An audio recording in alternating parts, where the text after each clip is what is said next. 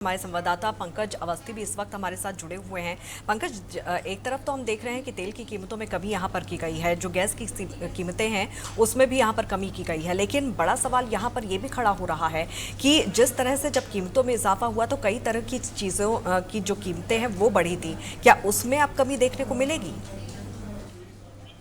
हाँ अंकिता जी, बिल्कुल। अगर बात की जाए तो एक महीने में 4 बार पेट्रोल और डीजल के रेट बढ़ना कहीं ना कहीं जनता की जेब पर बोझ डाल रहा था। वहीं अगर बात की जाए तो ट्रांसपोर्टेशन महंगा हुआ, उसकी वजह से जो आम चीजें, आम जनमानस तक पहुंचने वाली जो भी चीजें अगर बात की जाए, चाहे वो खाद्य तेल हो या सब्जियां हो, सभी ट्रांसपोर्टेशन के कारण जो है वो महंगी हो गई थी। ऐसे में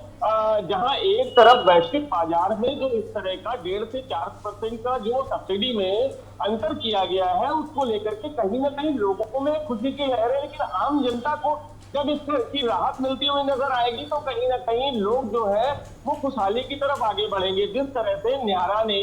5 रुपए प्रति लीटर की दर से पेट्रोल और 3 रुपए प्रति लीटर की दर से डीजल में के जो रेट है उनमें आज 1 जुलाई 2026 से ही कमी कर दी है। ऐसे में कहीं ना कहीं लोगों को कुछ ना कुछ राहत मिलती हुई जरूर नजर आ रही है, लेकिन जो ट्रांसपोर्ट एजेंसियां हैं, जो अन्य व्हीकल है, जो सारे जो भी अन्य जो पेट्रोलियम के अन्य भंडारण के जो अगर बात की जाए, इंडियन ऑयल है या एचपी है या अन्य है, अगर इनमें भी पेट्रोल और डीजल के दामों में कुछ ना कुछ गिरावट अगर होगी तो निश्चित रूप से आम जनमानस को सीधा असर होता हुआ दिखाई देगा और इसका लाभ जो है वो कहीं ना कहीं ट्रांसपोर्ट मालिक भी उठाएंगे और बात की जाए तो आम जनमानस को भी होगा। क्योंकि पहले आप देख रहे थे कि वैश्विक मंदी को देखते हुए 200 लीटर जो है डीजल और पेट्रोल के भंडारण की केवल जो है वो अनुमति दी जा रही थी। ऐसे में जो पेट्रोलियम मंत्रालय है उसने सारी जो बाध्यताएं हैं उनको समाप्त कर दिया है। ये कहीं ना कहीं एक बहुत बड़ा खुशी का माहौल अगर बात की जाए तो ट्रांसपोर्टर एसोसिएशन है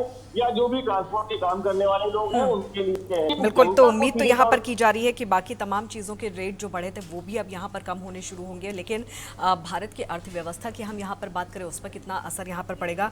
अरुण सर हमारे साथ लगातार जुड़े हुए हैं। सर, जिस तरह से रेट यहाँ पर कम किए हैं, खासतौर से अगर हम क्रूड